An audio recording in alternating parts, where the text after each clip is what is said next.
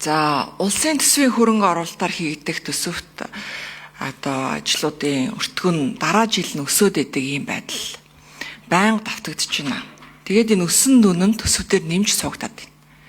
Тэгээд улсын төсвийн хөрөнгө оруулалт хэсэгтэр жил болгон 15-аас 20% өсөлт нь эзэлж байгаа юм.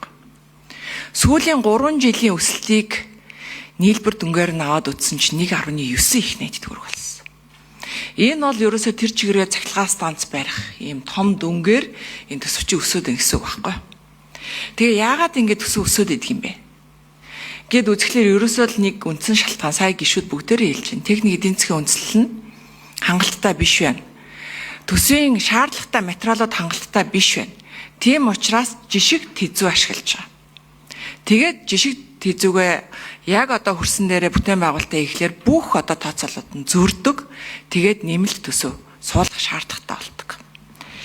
Тэгээ ер нь яагаад бид нар ингээд тэзүүгээ ингээд яаралтайгаар ингэж дандаа оруулж ирд юм. Бидэрт чинь хөгжлийн урт дунд хугацааны хөгжлийн төлөвлөгөө байна, жилийн төлөвлөгөө байна. Төсвийн доктортой одоо байдлын зөвлөлөөс хяналт тавьж байна. Бид нар энэ тэзүүгээ ер нь нэг урт хугацаанд нямбаахан шиг төлөвлөөд ингээд одоо байж болдгоо юм уу? Эсвэл одоо тухайн одоо төсөв батлагдах үед нэмэлтээр одоо маш яаралтай олон төсөв орж ирдэг юм уу? Энэ юунаас болоод ингэж ийм дутуу одоо тэзүү одоо боловсруулагдаж орж ирээд идэг юм бэ гэдэг нэгдүгээр асуулт. Хоёрдугаар асуудал нь болохоор барилгын төсөв төртгийг өөрчлөн нэмэгдүүлэх ямар аргачлал баримталт юм бэ?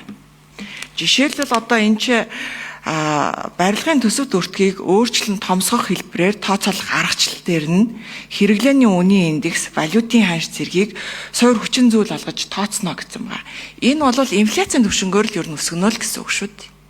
Гэтэл нэг инфляц чинь жилдээ нэг 10 орчим хувь гээд томоор одоо бодчих. Тэгэхэд 30%, бараг 40% өсөж байгаа. Энийг ер нь ямар аргачлаар, ямар одоо баримт бичгийг үндэслэж ингэж илүү хэмжээгээр нэмдэг юм бэ гэдэг талаар хоёр асуулт асууя. За 6 дугаар микрофон ажлын хэсгийг хариулъя. За албан тушаал огнэрээ хэлээд. За босломог шүүний асуултанд хариулъя. Үндэсний аудитын газар гүйцэтгэл нийслэлийн аудитын газрын захирлын хөлт. За тэзүүдээр одоо яагаад тийм асуудалтай байна вэ гэдэг дээр үндэсний аудитын газраас улсын төсвийн хөрөнгө оруулалтын аудитор бол жил болгон улсын хөгжлийн жилийн төлөвлөгөө болон дунд хугацааны бодлоготой уялдуулаад салбартаа хэрэгжүүлэх дараа жилийн төсөл арга хэмжээндээр урьдчилсан зураг төсөвийг бэлдэх тэзүүг боловсруулдаг байх юм шаардлагатай байна гэдэг зөвлөмжүүдийг л удаадараа өгж байгаа. Гэтэл энэ дээр бол гинт тухайн асуудал дээр жилийн төлөвлөгөө бодлогын асуудалтай уялдахгүй асуудлуудыг оруулж ирдэг. За сая гэхэд төсөв төртгийн нэмэгдлийн 145 арга хэмжээндээр дүгнэлт гаргахад 110 төсөл арга хэмжээний энэ шаардлагыг хангаагүй байх. Жишээтэй энэ дээр бид нар удаа дараагийн боловсролын яам гэхэд жишээлбэл дараа жил 2 жилийн хугацаанд хичнээн хүүхдийн сургууль барихын хэдэн онд дараа жил нь хэдийн барихын энэ бүх югаараа аймаг байршлаараа судалгааг хийсэн байх ёстой. Энэтэй холбогдуулаад дараа жилийн төсөв тавигдах зураг төсвүүд бэлэн болсон байх шаардлагыг хангуулсан байх үндсэлтэй байгаа учраас энийг төсвийн тухай хуульд суулгаснараа энэ юг төсөв төртгийн нэмэгдлийн өөрчлөлт гэдэг асуудлыг л бага хэмжээнд гаргах юм болцоо байна гэж үзэж байгаа.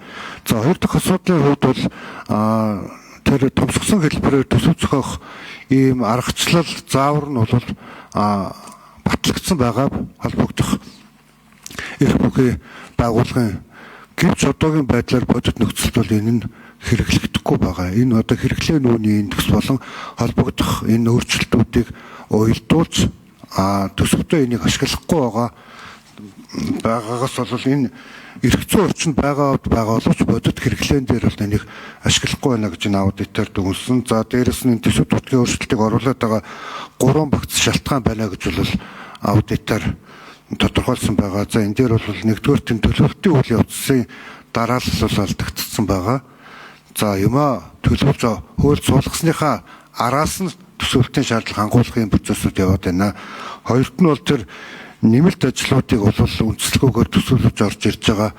Төрөний одоо бид нар яриадсан 31.3 хувийн одоо үндэслэлгүй ажлуудыг нэмж оруулж ирэх юм асуудлууд байна.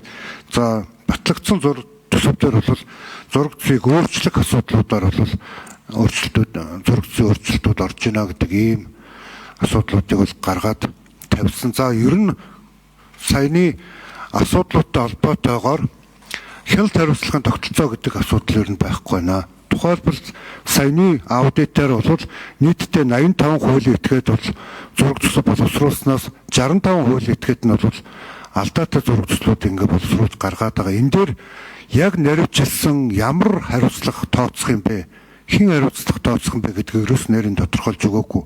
Удаа дараагийн алдаатай зураг төсөв боловсруулаад байгаа эксперт болон холбогдсон төсөвчний тусгай зөвшөөрлийг нь цуцлах шаардлага байгааг аудитын байгууллагаас өмнөх аудитор зөвлөмж өгөхөөр саяны 25 оны аудит дээр дахиад нөгөө хүмүүс нь зураг төсөв боловсруулаад ороод ирсэн байдаг. Тэгэхээр энэ хариуцлага хяналтын тогтолцоог илүү нарийн тодорхой болгох шаардлага байна гэдгийг бол бид нар улсын хурлын засгийн газарт бол өгж байгаа. За 23 оны аудитор бол бид нар засгийн газрыг энэ тогтолцоо ч болохгүй байна. Энэ дээрээ үнэхээр болохгүй байгаа бол өөрчлөлтийг оруулж их хурл танилцуул энэ чиг үүргийн өөрчлөлтүүдийг тодорхой болгох гэдэг ийм зөвлөмж хэрэгжээгүй байгаа учраас энийг бол саяны аудитаар улсын хурлын төсвийн байнгын хорооноос энэ дээр тусгаалan засгийн газар